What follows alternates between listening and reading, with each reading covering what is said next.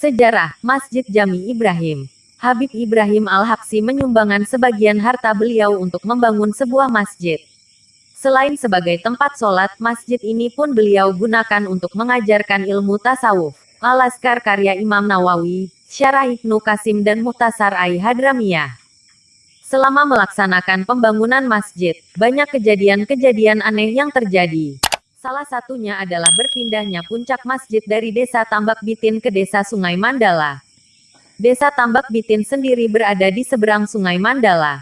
Berpindahnya puncak masjid tersebut dikarenakan terjadi angin ribut selama 3 hari 3 malam. Setelah itu pun puncak masjid dikembalikan lagi ke desa Tambak Bitin, namun ketika dikembalikan ke tempatnya semula terjadi lagi angin ribut yang menerbangkan puncak masjid tersebut dan kejadian tersebut berlangsung selama 3 kali.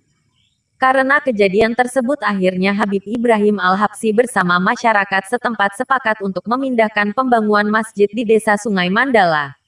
Untuk pembangunan Masjid Jami Ibrahim sendiri memerlukan kayu besar dan tinggi, maka dari itu masyarakat pun bersama-sama mencari kayu tersebut, namun sekian lama mencari kayu yang diperlukan belum juga ditemukan. Akhirnya masyarakat melaporkan hal tersebut kepada Habib Ibrahim Al-Habsyi. Setelah mendapatkan laporan masyarakat tersebut, akhirnya beliau melaksanakan sholat sunat 2 rakaat dan setelah beliau selesai melaksanakan sholat, Habib Ibrahim Al-Habsyi memberitahukan kepada masyarakat bahwa besok hari pada jam 11 siang akan tiba 4 kayu besar dan tinggi. Masyarakat pun terheran-heran dengan apa yang dikatakan Habib Ibrahim. Dan memang benar apa yang dikatakan beliau. Pada keesokan harinya tepat jam 11 siang terlihat 4 batang kayu yang besar dan tinggi hanyut mengapung di Sungai Mandala. Selanjutnya untuk menaikkan kayu yang besar dan panjang tersebut tidak ada seorang pun yang sanggup, maka dengan diikatkan tali oleh Habib Ibrahim dan dengan bertawakal kepada Allah, kayu tersebut pun naik ke darat dengan tangan beliau sendiri. Masyarakat pun semakin terheran-heran dengan kejadian tersebut.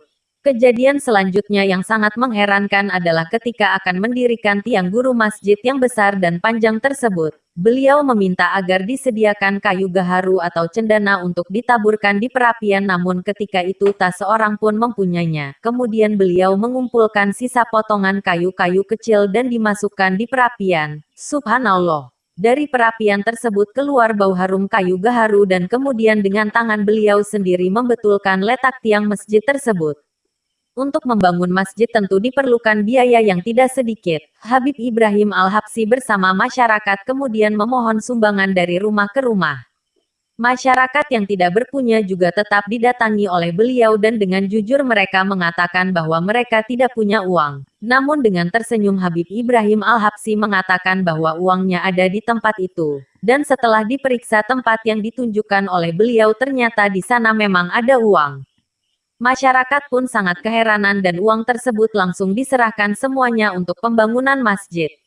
Demikianlah beberapa kejadian aneh yang terjadi selama pembangunan masjid yang digunakan Habib Ibrahim Al-Habsyi sebagai tempat penyebaran ajaran agama Islam. Beliau lahir di kota Seyun Hadramaut, namun tidak ada kepastian kapan beliau dilahirkan.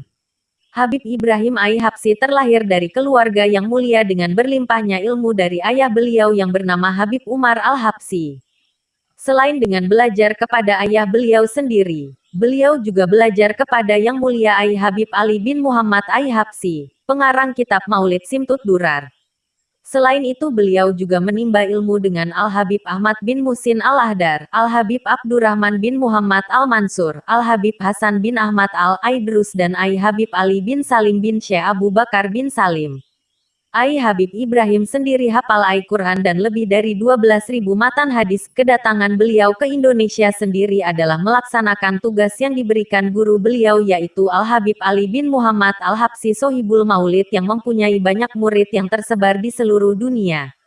Dan beliau datang ke Indonesia bersama 3 orang murid Habib Ali lainnya. Habib Ibrahim Al-Habsyi pergi ke Indonesia bersama anak tercinta beliau yang bernama Habib Muhammad Al-Habsyi dan meninggalkan seorang saudara di Hadramaut bernama Habib Musa bin Umar Al-Habsyi. Dan pertama kali beliau menginjakan kaki di Ampel Surabaya, kemudian beliau menetap di Banjarmasin, selanjutnya Martapura dan terakhir beliau menetap di Nagara hingga akhir hayat beliau. Petik 2. Konon pernah suatu ketika Habib Ibrahim Ai-Habsyi pergi ke kota Banjarmasin dan kendaraan yang beliau tumpangi mogok di tengah jalan karena kehabisan bahan bakar. Oleh beliau diperintahkan untuk mengisi bahan bakar dengan air, anehnya kendaraan tersebut dapat melanjutkan perjalanan sampai ke tujuan. Kejadian aneh lainnya waktu beliau menyuguhkan tamunya air minum dengan teko kecil padahal waktu itu tamunya banyak sekali dan dari teko kecil tersebut keluar air yang banyak sekali sehingga mencukupi disuguhkan untuk semua tamu yang hadir.